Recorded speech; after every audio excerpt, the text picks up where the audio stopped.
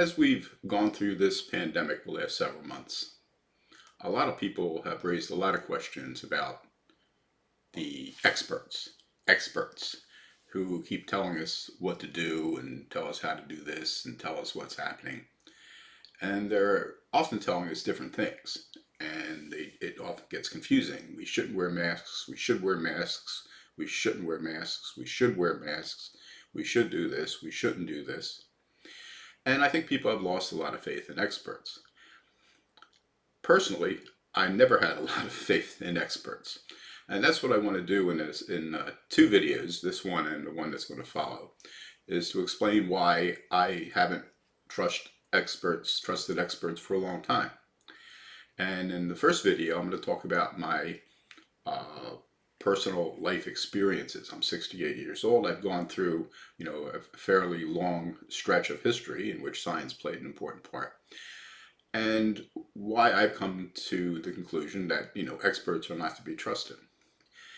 And then in the second video, I'll go into a little more scientific, or at least my understanding of science, as to why I think the experts are so often wrong, and especially why the media portrays them incorrectly, which I think is even the more important point. So that's what I want to do. It's a series of two videos looking at the problem with experts from two different perspectives.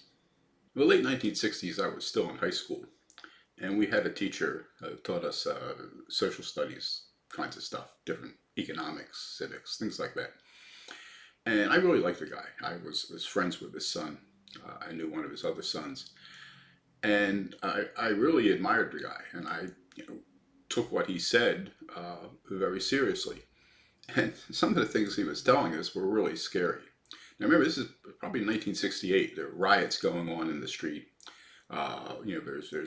Looks like France is on the verge of revolution with the student riots over there.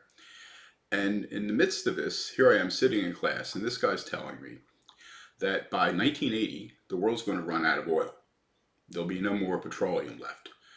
And, the whole world's based on, world economy is based on petroleum, and this is going to be a disaster.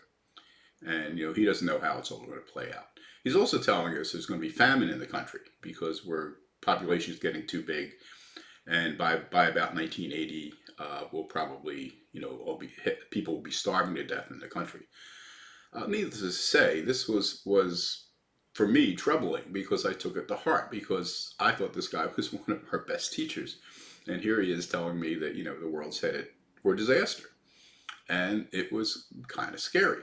And it had a real impact on my psyche and on my way of thinking. So let's jump ahead now, and I'm in college. It's the spring of 1971. I'm taking the second English course I have to take, taught probably by some sort of adjunct or graduate assistant. And one of the books that I had to read was Paul Ehrlich's The Population Bomb, which had been published in, I think, about 1967. And now I'm reading it. Now, why I was reading it in an English class is an entirely different question, and I won't go into that now, but it had nothing to do with English and everything to do with politics. And I suddenly realized that my high school teacher must have read Paul Ehrlich's book, because a lot of the things that were in Ehrlich's book were things he had told us several years before. Except now it's not 1968 anymore. It's 1971, and now the world's going to run out of oil in 9 years, 1980, and we're headed for famine in the country. So at this point, I said, are we going to run out of oil in 9 years? I mean, when it was 1968, it was 12 years, but now it's 9 years, and there didn't seem to be any shortage of oil at the time. This was before the Arab oil embargo. So I was starting to have some questions in my mind about some of these things that were, and now I knew where they were coming from. They were coming from an eminent scientist who had published a best-selling book and whose picture was all over the place and was being interviewed on TV all the time. So, what should I make out of this? The following year, I took the geology sequence. I had to take, 6 credit hours of science. So I took Geology 1 and 2, or Rocks 1 and Rocks 2, as they were known. And I think the second course I had was with a professor. Again, I really liked the guy. He was pretty young at the time. And he was telling us we were headed for a new ice age. An ice age. We were going to be So we're going to run out of oil. We're going to be facing famine. And now there's an ice age coming, and glaciers are going to be sweeping out of the north and covering most of the northern half of the United States. At this point, I mean, I don't even want to get married anymore, or maybe I'll get married, but I'm certainly not going to have children. And I'm just, this is just this is just terrible. In a couple of years, we're not going to have any oil. We won't be able to heat anything, and there's an ice age coming. We're all going to die. And that was pretty much my view. I mean, at one point, I actually was thinking about just quitting college, just quitting, and maybe moving somewhere. Maybe I should move to Australia or something. I actually started looking into the possibility of moving to Australia. I said, well, they won't have glaciers down there. Glaciers come from the north. And it was really starting to upset me and shake me up.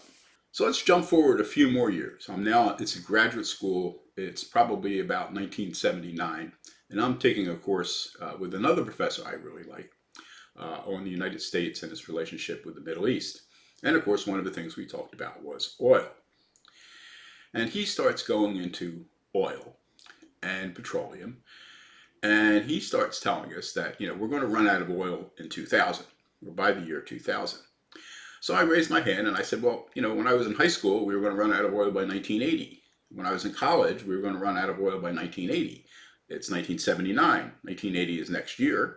I mean, we've had oil shortages after the 73 embargo, but we don't seem to be running out of oil. But now you're telling us we're going to run out of oil in 2000. So, what's going on here? I mean, it seems like this is a moving target. And he went on and on and on and on. And I raised the issue of shale oil because I knew there was a lot of petroleum buried in shale. And he said his view was that we'd never be able to recover that because the only way you could recover shale oil or coal in those days that was like that was strip mining, which is environmentally a disaster. I mean, you literally have to carve up the earth to get at it, which I understood, and it's not something that I favored. And my argument was, I actually argued this in an essay in the class, and he gave me an A for it because he said I had done my research and everything, although he disagreed with me. But that, he was assuming lots of things, and that one of the things he was assuming was that we wouldn't develop technology which would allow us to get at and extract shale oil. And I said, if we were going to be in a position where we're running out of petroleum, which is the core fuel that runs the world economy, I thought for sure somebody would come up with some sort of method. Now, at that point, I had no idea of how they would do it. I mean, I wasn't envisioning fracking as it's practiced today. But I just believed that if it was going to be that bad, that somebody would come up with a way to do it, which of course is what fracking is. Somebody did come up with a way to do it without, taking large earth movers and was ripping up the environment. Although not to say that this is not, environmental concerns about fracking either. But I wrote this and we had our disagreements, but he was insistent that by, the year 2000, we were all going to run out of oil. So I set that aside, but at this point, I'm really beginning to doubt some of the things I'm being told. After all, first it was 1980, now it's 2000. This is a moving target. There was an ice age coming. Now there isn't an ice age coming, and what are these scientists doing? How can they keep being so wrong? And why do people? Paul Ehrlich was still on the news. He was still writing things. People were still looking at him as some sort of great expert, and I just I was starting to have some questions about all that. So let's jump ahead now. It's the late 1980s, and I'm working for the U.S. Navy, and for a while I was working in the over in the Pentagon in Op 603, which dealt with strategic issues and long-term things. And one of the things the Navy was starting to get concerned about in late 1980s, was again this threat that we were facing, that we were going to run out of oil. Now that eventually was given a name. It was called peak oil. And basically, the world was supposed to at least become insufficient with regard to oil supplies by about 2010. So it's gone from 1980 to 2000, and now it's 2010, and it's got a nifty name, peak oil. And by that point, the amount of oil we would be discovering and developing would be less than the oil we were using, and we would start having all these problems. So that the Navy needed to come up with some ways to power its ships. Should they go further with nuclear? Should they look at synthetic fuels, solar? All these environmentally cool things. And I thought they were nuts. I mean, and I wrote something to that effect while I was there, that this was nonsense. And what I'll do in the next scene coming up, I'll explain one of the reasons that I did that and why I was really beginning to doubt the experts with regard to our oil supplies at this point. Working for the Navy, I was writing several books. I wrote one on the maritime strategy. I wrote another one on the United States Navy and the Persian Gulf up to 1988, begins in 1832. And I was working on a third and fourth book, which was going to be a 2-volume history of the U.S. Navy in the Mediterranean, focusing on the Sixth Fleet, which never got finished because I left. In my research for those books, including the one on the U.S. and the Persian Gulf, I had discovered some really interesting things. For example, in 1910, whoever was responsible for keeping track of petroleum resources in this country, it might have been Bureau of Mines, I think. 1910, they predicted that the experts at the Bureau of Mines said we'd run out of oil. 1910, we'd run out of oil by 1920. Wow, obviously that didn't happen. And then in 1920, I think it was the Interior Department had taken all this over. And in 1920, the Interior Department predicted we'd run out of oil by 1940. Well, obviously, we hadn't run out of oil in 1940. And in 1940, they were predicting we'd run out of oil by 1960. And in 1960, they said we'd run out of oil, by 1980, which is probably where Ehrlich got his idea. And then it was 2010 with peak oil. So I realized that we've been working on a 20-year supply of oil since 1910, which tells you something about how not only how wrong the experts were, but how consistently wrong. They kept getting it right. Basically, the experts with regard to our oil supplies have gotten it wrong since 1910. It's now 2020. That's for 110 years. The petroleum experts in the world and in this country have repeatedly and consistently made mistakes with regard to when we would run out of oil. I mean, the reality was, if you look at the period from 1910 to 2020, is we were never running out of oil. And if you know anything about what's going on with oil and petroleum today in the world, it's flooded with oil. We're just flooded with an oversupply of oil, which is why, the Saudis are pumping like half of what they could pump if they wanted to. And if Venezuela ever resumed supply again, and Iraq ever got back up to where it used to be, we'd be even more flooded with oil. And keep in mind, if you take oil, really expensive today, somewhere around $2. It's been up to, $4, pushing $5. But if you go back to when I started driving in 1967, when I was 16, oil was about 37 cents a gallon. If you adjust that for inflation, and you take the current price and subtract all the state and federal taxes that have been layered on over those years, oil today is much cheaper than it was in 1967 in real terms, constant dollar terms.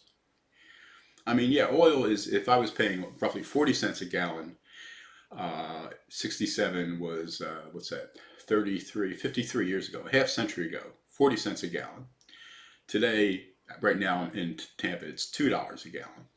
So gas has gone up 500%. But the 15-cent Coke is now, $1.39. A gallon of milk has gone up more than that. The little tasty cake I used to buy for 10 cents is now, $1 something. So things have gone up much faster than oil. Oil today is cheaper than it was in the 1960s. Oil today is cheaper than it was in the 1960s. And oil that was supposed to run out in 1920, here we are a century later, and the world's aflood with oil. Now the obvious question is why? Why have they been wrong?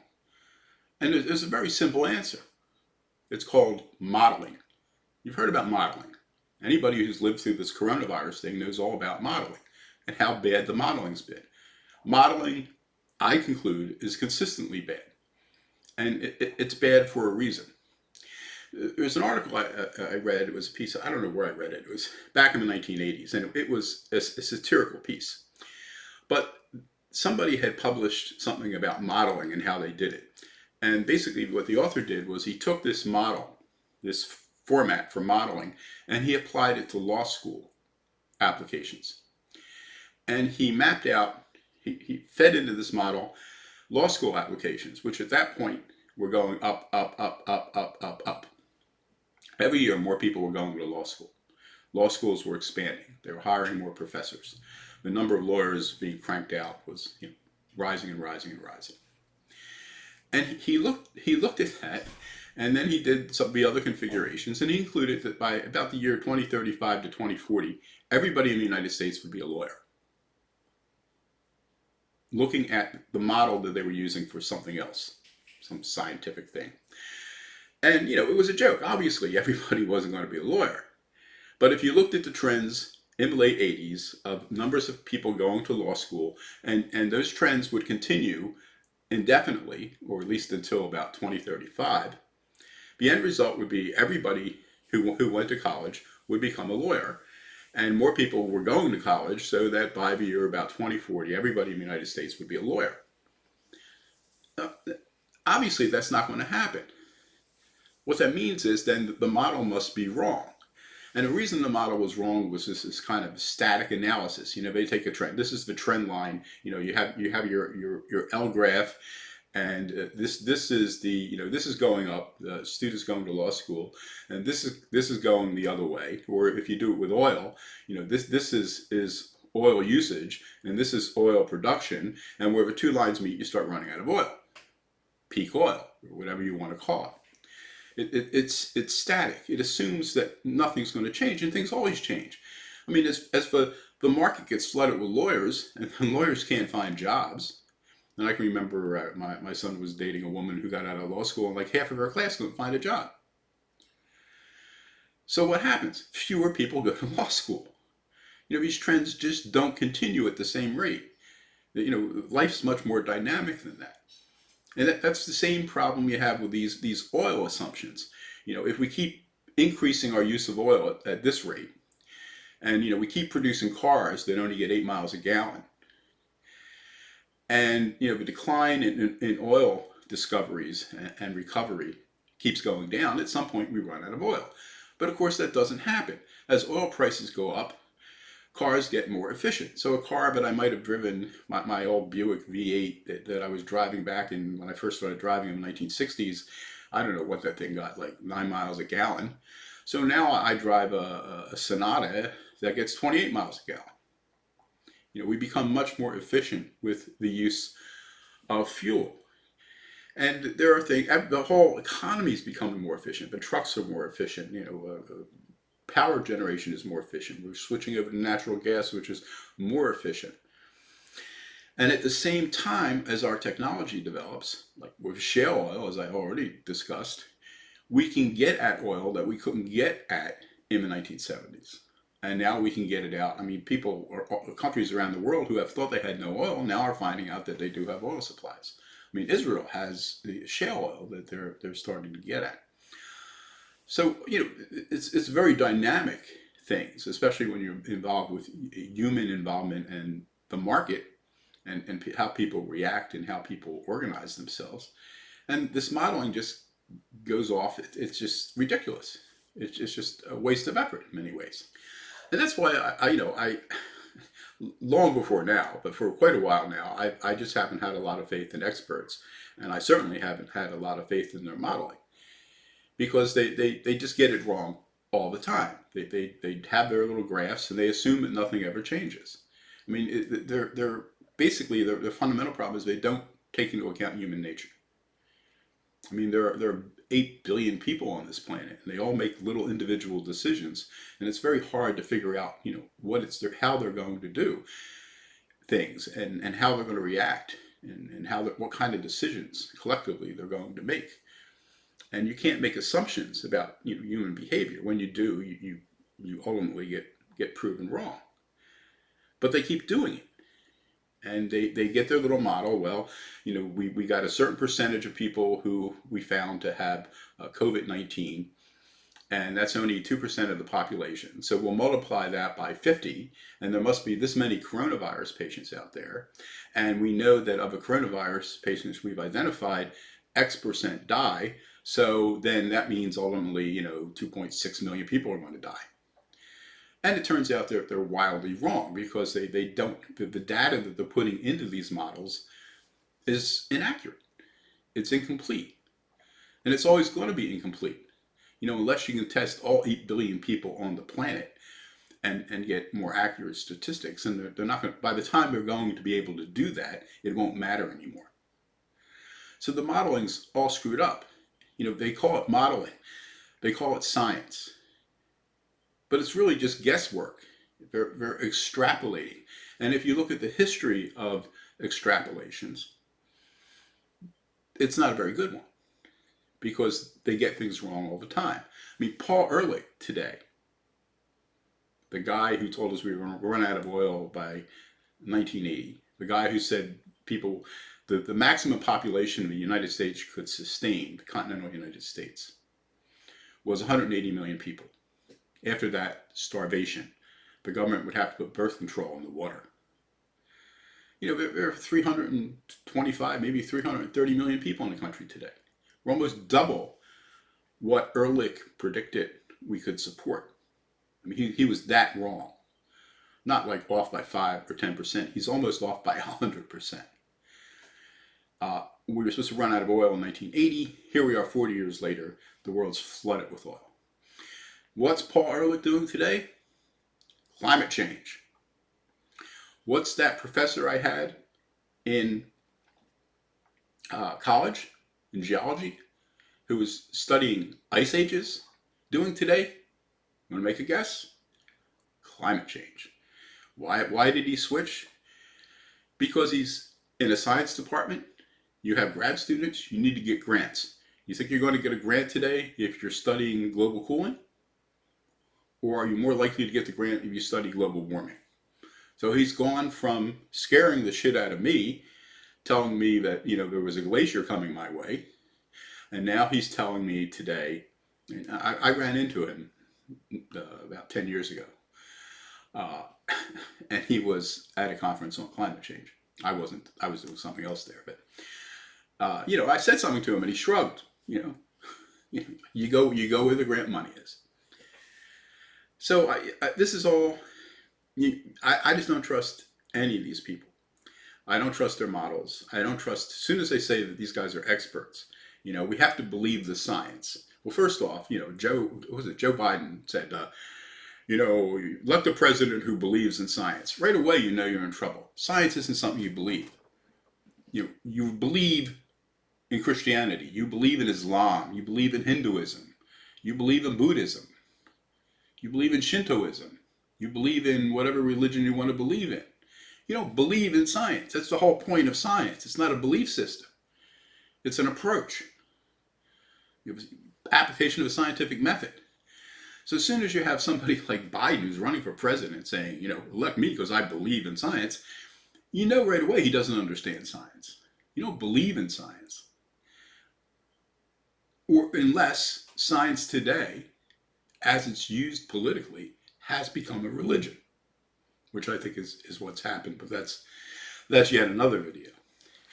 So let me just end this here saying, this is from my own experience why I don't trust the experts, why I don't like the models. And as soon as I saw that guy with the model in the UK, Ferguson, predicting all this stuff, I said, oh my God, it's not that I couldn't prove he was wrong. I didn't even know exactly what his model looked like, but I was suspicious right away. I was suspicious because experts, with regard to oil, have been getting things wrong for over a century now. So I just have little faith in them, and you shouldn't either. If you do, you're a fool. If you like this video, please leave a comment. Let me know if I should bother making the other one or not. Hit the notification button so you know when I post new videos. Subscribe to the channel. And until then, I'm out of here.